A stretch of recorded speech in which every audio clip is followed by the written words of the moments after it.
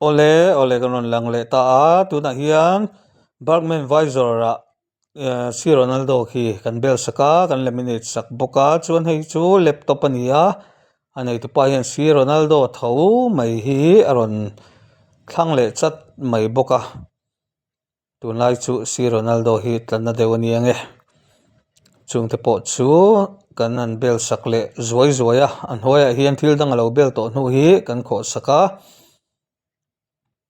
hemi Ronaldo sticker thar hianin kan bel sak le ta ani hei po hi nal ve riau ani Ronaldo ngai sang tu te tan chuan hian kan bel zo ta a chuan hei hi LBS Suzuki lam an bike racer CRF tlan tur miron bel tir boka ta hian R15 hi original ang tho si a color a ron tidang lam ta de a hanei tu pa hian khi color khi kitikian purple le enge a pink lam rong kai mo khi ron thlang dei mai a ti hian mani du ang design hi an rong kalpui top mai a heti hen ka du ati the man tia an lo siam ve zung thin ani kan thei ang tokin sticker then chuan an mani two wheeler rang light eng emaw hi khu tur khanin sticker te chi hrang an ron khoi tir thina engi kan khoina sa thin khop mai rong han kap don ngot se ni thei bok chi lawang chi khamo ta hian hei chu full rep pup maya rei scooty ania ki anime thimin akal pui veka avar le dum topin anei tu pa hian anni hi nei tu pa hi ITI lam mi nin ka hria a rong kal wanga du sa aron neia chumi hmang chuan design kan lo siam puya kan nulai nan rep mala mat gat tu na hina khoi mek ani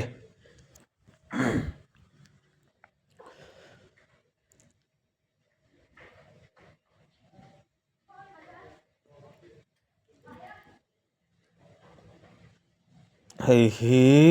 apat dang eroi chu midang in an khoi mek a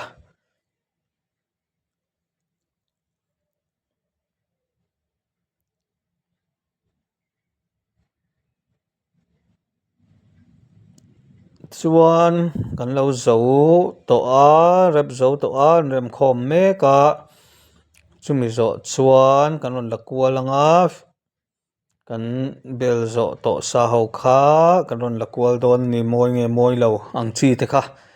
chuan hei ron en ve sap mai a heng ho hi enge mo non kan dor opposite chi hol a khan enge mo ron ti khoma Nagaland te Manipur Tripura ti vel ron kal khom an ni a an ron clear ve sap mai ni chuan hei ti hian khita hi chuan ama thalak le hei ai mai tai nena in kual lai mo thalak te kha ti chuang kai right mai ni chuan hei hi ti hian kan lo zo fel to na anita a kan ron tilang zuai nge hei hi landan ani a avar le adum thim topin akal puya malamai chuan rang na sa khop mai ei ti hian alandan chu ni ta ni chuanin two wheeler rong ka du tan po rong kan kap thei to ti kha kan ron soye 2k tha ho te 2k lo deuh po middle class ang chi ho kha rong kan kap thei to two wheeler ho chuan hei hi Triumph hi miron graphic tira chumi zo 2k clear in hei a code nana ka nana ki nal zuk mai ni tle han maya khi kan bel sakania kimi zo hian 2k clear in code le ngal boka ti hian a ori rem khop mai hi ron kalpui non le ko mo kalo video teng ka tian al ka ti khop mai ke ma po hian kan thil bel ho hi atle du tan chon true ke clear khan thian an code han le me a chenal em in om thei vek ani o chuan hetah hian in tlan siak na tel tur ms sa motor ngei mei kha kanan ki ama logo street motion ti lam toy kha kanan bel kai sak dona hei hi tun race le tur brigade field nei tur a khan tlan don ani tikhian koi soi deuh hleka da dua SMN street motion ti hi kanan bel sak le ani po pakhat na an lak pui le ngei tur a ngai bokila ngai ti hian kan zo fel le ta a heti mai hi ni an lan dan chu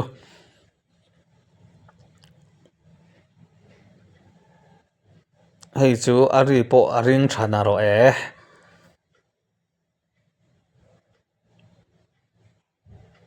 hei lo en chiang te u heti hi ni a transparent veka kan print ta a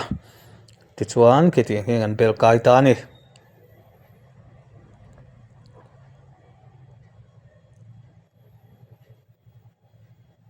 kan soizom le anga rong ka kan kap thei to a two wheeler rong ka du nei kha chuan rep chau lo po rong ka te po kha kan ti le thei ta vek ani chu chuan thale velai chuan buffing mo rong thim to khatiang ang lo ti tet le sar nang chi te po kha ti chho le vek kan tuma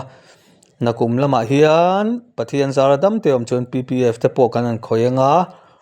nuaih khat le singli nuaih khat singa ten ti kha kan rol ruk zewang cheu keni chuan nuaih kan ti kai don lo chu kan ron soilok to dewa an lo ti tir thin ang kha nuaih kai lo in kan khoi kan tumani ti kha kan soi lok du ni se chuan heng kan thil khoi te hi atle du tang ka chuan clear code in clearin kan true ke clearin kan code sakle fik thea mi china try ma kan mu ang khan khatiang te po khan ti khanin in zau chho zel kha kan tum ve ni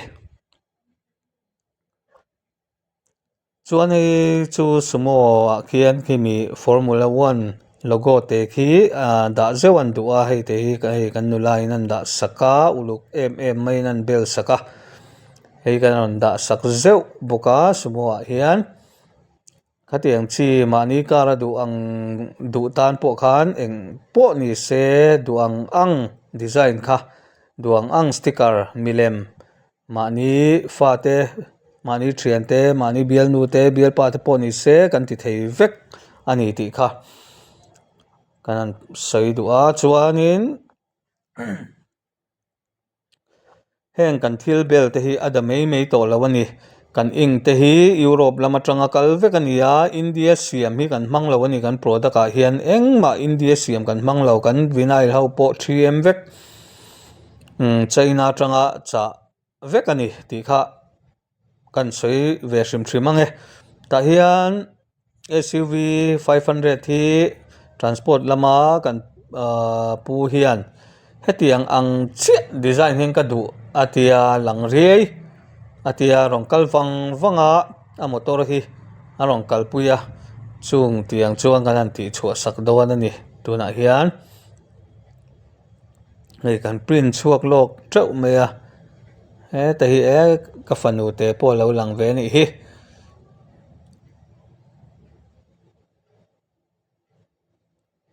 chuanin hei kan print chua ho kha nauten an bel meka khimi design ngei mei hi adu chi chu ni ta adang adu lo hrim hemi ang chi hi du chu kan bel chu sakanga aboneta sir ve kan bel bonga bang ho hi kan bel anga nung kan bel zewanga ti chuan amoi nge moi lo kan la kwal le chin don nia chuan ta ninja hi hetiang chi hian adu boka chu kan print chu saka em kan bel sak mek boka kar lak lo kan zep block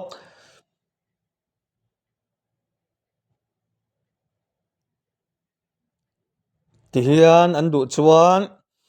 thalak hi mi ron thon me a heti hian min ti chhuat sak them engzan man nge ron ti me a kan in hrilh zel me ti khan ron kal zel me ni chuan hei kan lo zo fel ta a hei hi lan dan chu ni ta ni khitiang anga rang khi du wang khian SUV ah chuan hei ho hi bolero sticker ang bolero te kati enge kha Scorpio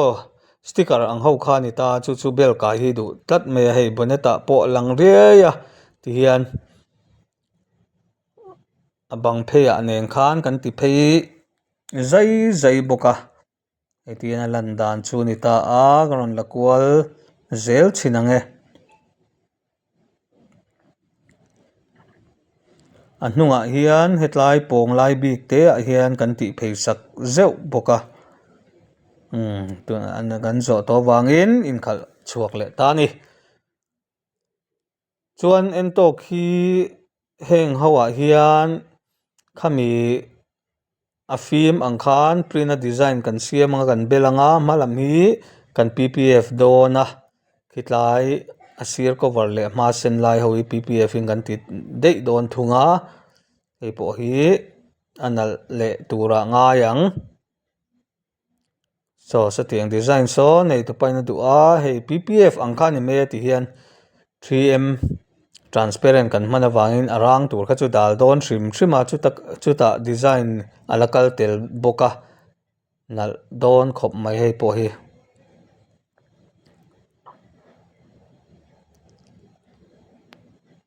chuan hei design te kan zo to hnuin ti hian ani dan tur dik tak kan han vuah ta a ta te point PPF zo vek to a tle sar to mai ni khi inglai te pawh khi ti sawn hnung lam so om boka hei tiang hi duh ve chuan mi ron pan ru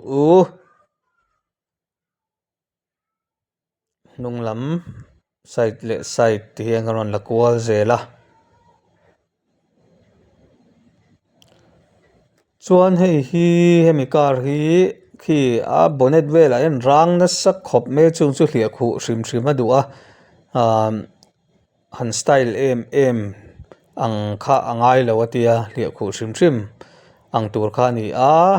ti chuan arang hliah na lai tur ten che a chuan hetlai a kawngkhar vel pawh hi rang na sak khop mai a hetlai pawh hi stripe lian pui kan siam thla dawn ani chuan an hnung lam hi arang vek boka a bonnet a hnung lam sir lam chung te pawh chu kan ti that saka chuan hei CRF kit hi nalh khop mai heng ho hi hei kan design chhuah ani ta a ti hian an rawn dah topa an rawn thlawn veka an rawn dah a kan bel sak veka ti hian an rawn lam leh mai zel ani CRF ho maw bike nei ho kha ti te hian kan rem dal me a thla kan rawn lam mai chuan hei namdang u naute sumo sticker ho hian ni chu sumo sticker lam hi an rawn tina sak khop mai ti hian an rawn print thina sumo hrang hin lei kual an print a an bela an hral le thina ni ho pawh hi mi rawn kan regular customer ten ni ti hian an sticker print chu an nghak dal mai ni chuan two wheeler rawng kap duh te kha